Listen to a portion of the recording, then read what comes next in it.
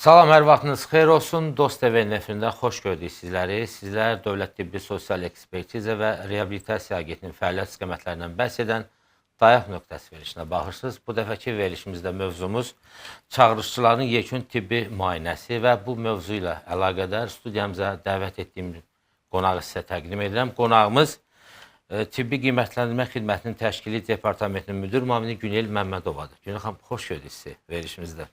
Salam. Prezident İlham Əliyevin fərmanına əsasən 2024-cü il iyulun 1-dən müddətli həqiqi hərbi xidmətə çağırılan vətəndaşlarımızın tibbi şəhadətlənməsi zamanı yekun tibbi müayinəsi Dövlət Tibbi Sosial Ekspertiza və Reabilitasiya Agentliyi tərəfindən həyata keçirilir və istərdim çağırışçıların yekun tibbi müayinəsi necə aparılır? Bildiyimiz kimi yekun tibbi müayinə dedikdə Dövlət Tibbi Sosial Ekspertiza Reabilitasiya Agentliyində aparılan müayinədən söhbət gedir. Fərmana əsasən bütün sənədlər artıq elektron qaydada formallaşdırılır.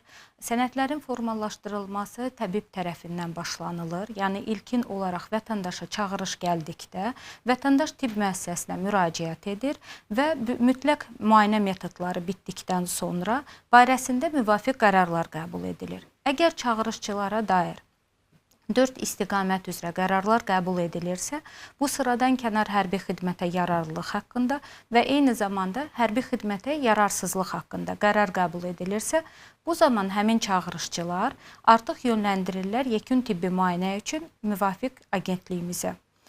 Agentlikdə vətəndaş daxil olduqda vətəndaşa növbə üzrə qəbul həyata keçirilir və forma 44 əsasında və eyni zamanda vətəndaşın əyani müayinəsi nəticəsində barəsində qərar qəbul edilir.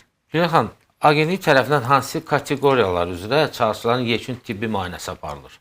Vətəndaşa dair əgər müvəqqəti yararsızlıq, yəni C kateqoriya təyin edilirsə də, əgər vətəndaş məhdud yararlı hesab edilirsə də, o zaman yəni C kateqoriyası təyin edilirsə də, əgər D kateqoriyası müəyyən edilirsə də, yəni bu həm dinc dövrdə, həm müharibə dövründə vətəndaşın hərbi xidmətə yararsızlığı barədə qərar qəbul edilir.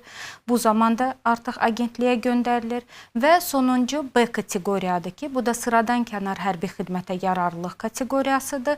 Vətəndaşa həmin kateqoriyada təyin edildiyi təqdirdə vətəndaş yekun tibbi müayinə üçün əyani müraciət edir artıq agentliyə. Yəni 4 kateqoriya üzrə bir də sadalyaq Bəli, bu C, Ç və D kateqoriyalarıdır və sıradan kənar dediyimiz B kateqoriyası üzrə qərar qəbul edilirsə Mərkəzi Hərbi Həkim Komissiyası tərəfindən, o zaman vətəndaş yekun tibbi müayinə üçün agentliyə müraciət edir. Aydındır. Bəs yekun tibbi müayinə nəticələri əsasında Tibbi Qiymətləndirmə Komissiyası tərəfindən hansı qərarlar verilə bilər? 3 istiqamətdə qərar verilə bilər. Belə ki, vətəndaşa ilkin Mərkəzi Hərbi Həkim Komissiyası tərəfindən müəyyən edilmiş kateqoriya eyni kateqoriya üzrə təsdiqini tapır. Eyni kateqoriya üzrə qərar çıxarılır, fərqli kateqoriya üzrə qərar çıxarıla bilər. Belə ki, vətəndaşa hər hansı bir kateqoriya müəyyən edilib, lakin müayinə nəticəsində digər fərqli kateqoriya müəyyən edilir. Üçüncü istiqamət isə ümumiyyətlə vətəndaş yararlı hesab edilir, yəni ona heç bir kateqoriya müəyyən edilmir. Bəs yekun tibbi müayinə zamanı vətəndaşlarımız digər tibb müəssisəsinə müayinə üçün göndərilə bilirmi?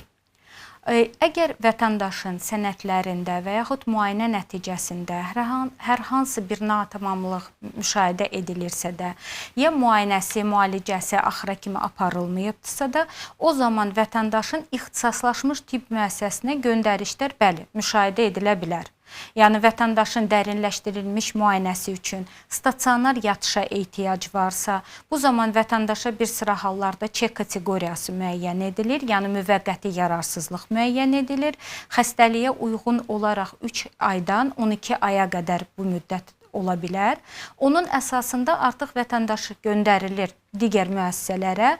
Orada ya müalicəsini davam etməlidir, ondan sonra təkrar müraciət edəcək agentliyə və yaxud dərinləşdirilmiş müayinə üçün stasionar müşahidə.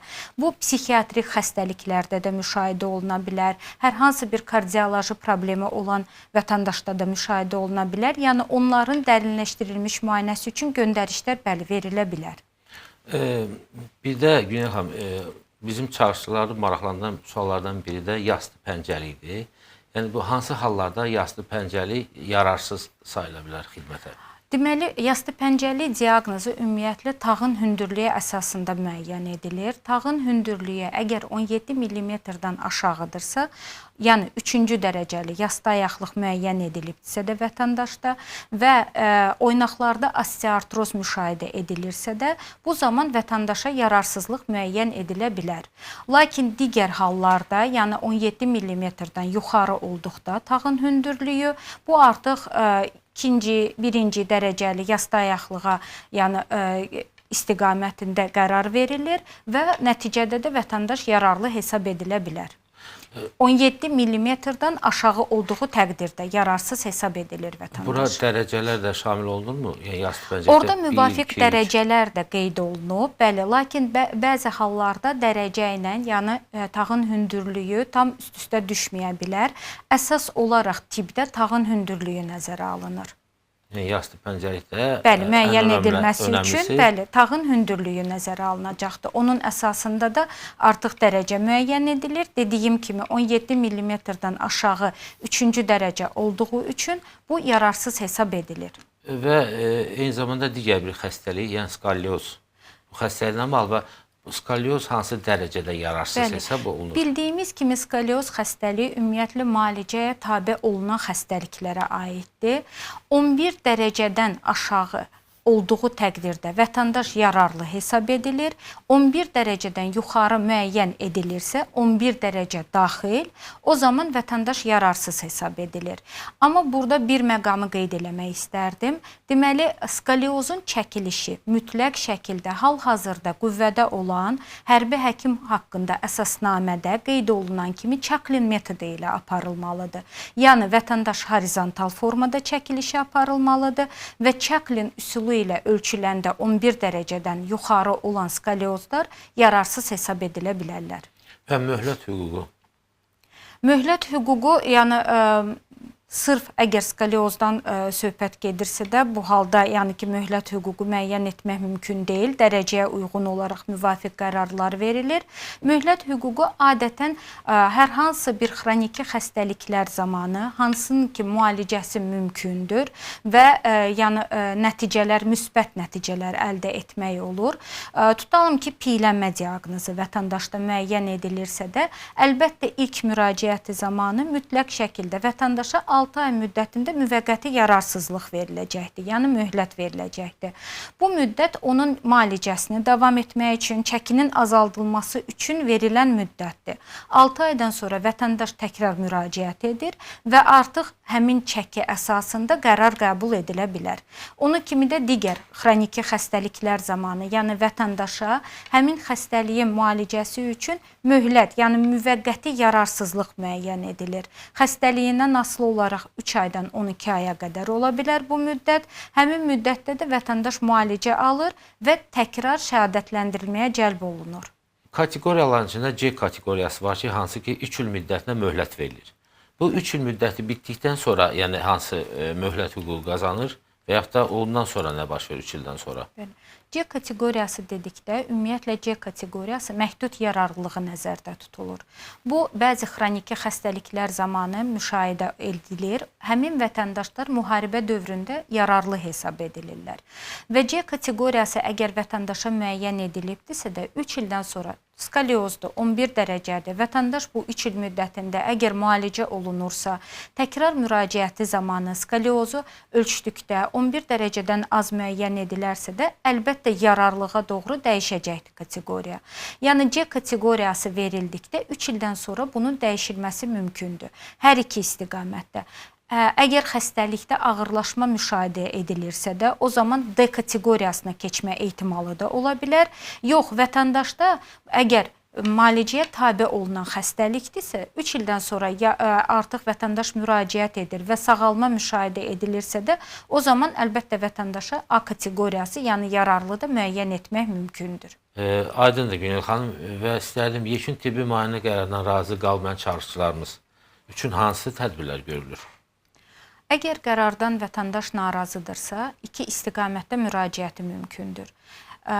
Birinci müraciət apellyasiyaya müraciət edə bilər. Bildiyimiz kimi Əmək Əhali Sosial Müdafiə Nazirliyinin tabeliyində Apellyasiya Şurası yaradılıbdır ki, həmin Apellyasiya Şurasında 7 üzv hal-hazırda müəyyən edilibdir. Həmin üzvlər fərqli qurumlardan nümayəndələridir və həmin apellyasiyaya müraciət edərək vətəndaşın qərarı dəyişdirilə bilər. Yəni apellyasiyanın qərarı nəticəsində dəyişdirilə bilər.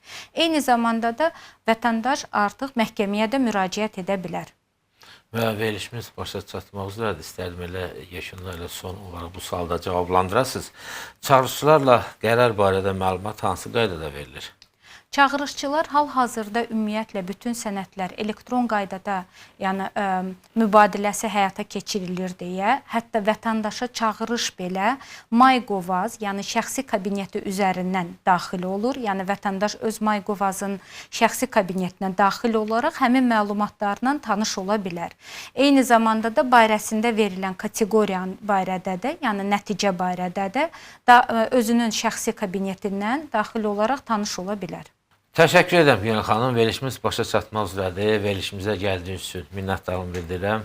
Dəvətiniz üçün təşəkkür edirəm. Sağ olun. Hörmətli tamaşaçılar, xatırladım ki, Dayaq nöqtəsi verilişinin bu dəfəki qonağı Tibbi Qiymətləndirmə Xidmətinin Təşkili Departamentinin müdir müavini Günel Məmmədova idi. Siz Dövlət Tibbi Sosial Ekspertiza və Reabilitasiya Agentliyi fəaliyyət istiqamətlərindən bəhs edən Dayaq nöqtəsi verilişinə baxırdınız. Sağ olun.